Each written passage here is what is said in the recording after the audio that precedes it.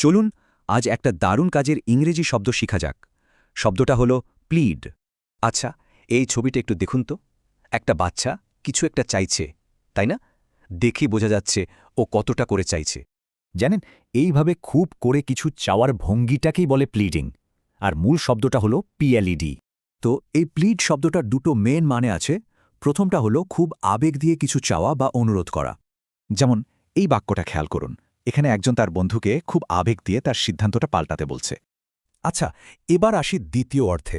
এটা কিন্তু একদম অন্য জায়গায় ব্যবহার হয়, যেমন ধরুন আদালতে, বেশ ফর্মাল কিন্তু। এই বাক্যে অভিযুক্ত ব্যক্তি আদালতে একদম ফর্মালভাবে বলছেন যে তিনি দোষী নন। তাহলে অ্যাস্ক আর প্লিডের মধ্যে পার্থক্যটা কি? অ্যাস্ক মানে সাধারণ অনুরোধ, আর প্লিড হল আবেগ দিয়ে জরুরি কিছু চাওয়া। শব্দটা যাতে একদম মনে গেঁথে যায়, সেজন্য চলুন রিনার একটা ছোট্ট গল্প শুনে আসি। রিনা খুব অসুস্থ হয়ে পড়ায় তার জরুরি হোমওয়ার্কটা শেষ করতে পারেনি, আর কালকেই জমা দিতে হবে। পরের দিন রিনা সোজা তার টিচারের কাছে গেল। কিন্তু সে গিয়ে শুধু এমনি এমনি সময় চাইল না। সে তার পরিস্থিতির কথা বুঝে সময়ের জন্য প্লিড করল।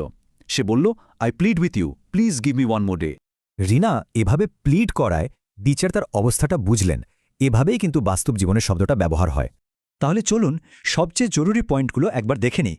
প্লিড শব্দটা ব্যবহার করার সময় এগুলো মনে রাখলেই চলবে। এবার একটু ভাবুন তো, শেষ কবে কোনো জরুরি কিছুর জন্য এভাবে প্লিড করতে হয়েছিল?